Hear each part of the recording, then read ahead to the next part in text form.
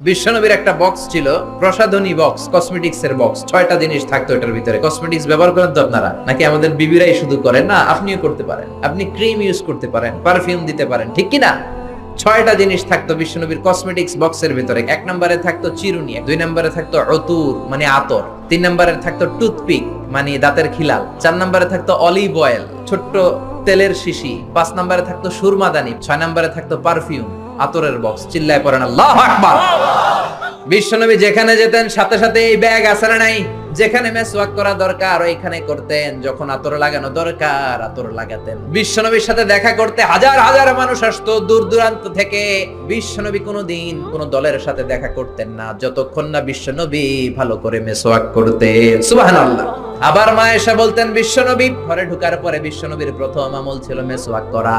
ভালোভাবে মেসওয়াক না করে কোনোদিন কোন বিবির সামনে বিশ্বনবী কথা বলতে বসেন নাই।